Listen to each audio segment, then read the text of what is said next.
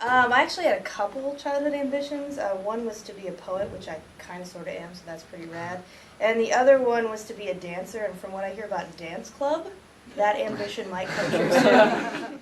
I can't really remember what my childhood ambition was, but I recently saw an interview that I did for a friend of mine 8 years ago, and they said if you could do anything that anything that you wanted, what would it be? And I said, I'd really like to just teach high school history. Oh. And then I didn't even remember that interview until recently. I wanted to be an artist, and then someone told me that like artists really can't survive. And I was like, but Michelangelo did it, and they were like, yeah, it's not gonna work. And then I wanted to be a lawyer as like a 8-year-old for some reason. I really wanted to be a lawyer. So. I would say for a place that's so busy and so stressed out, everybody's so gosh darn nice, and I don't know how you pull it off, but it needs to rub off on me a little bit, I think. The humor. I was really nervous about teaching some of these classes, and I have some really funny kids in my classes, and so it's chilled it out quite a bit. I've been really impressed with just how nice and welcoming everyone has been. Having like other teachers that I met for like 5 minutes on like during orientation, like check in like 3 weeks in and be like, how's it going? Like I'm like, wow, taking time, and so it's been really nice.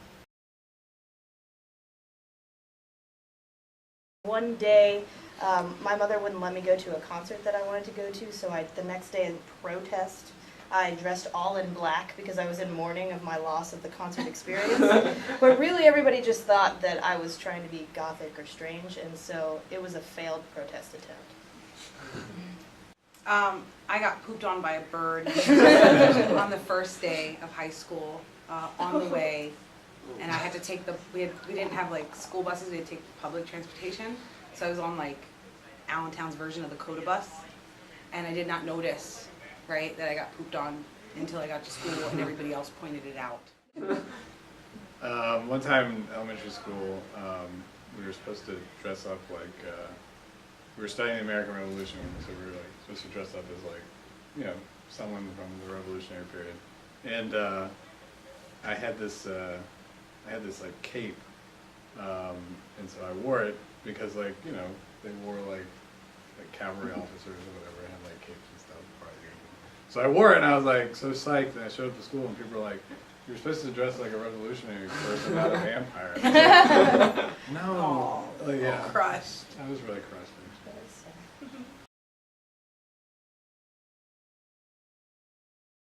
Well, I actually found out yesterday that I have a superpower. So I clicked on that quiz on Facebook where it tests your ability to discern between color.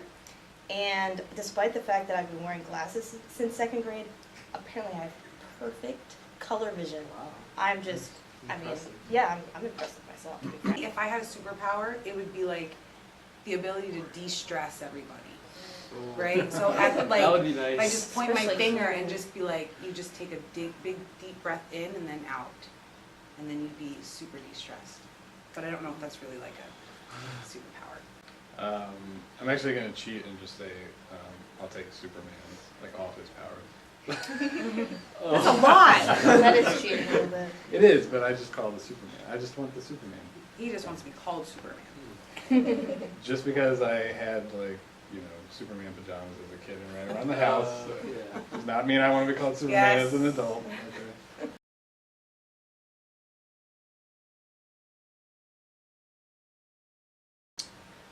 Well, I would say it sounds like that penguin has superpowers because if he walks through the door as opposed to through the doorway, English teacher, that would be pretty impressive.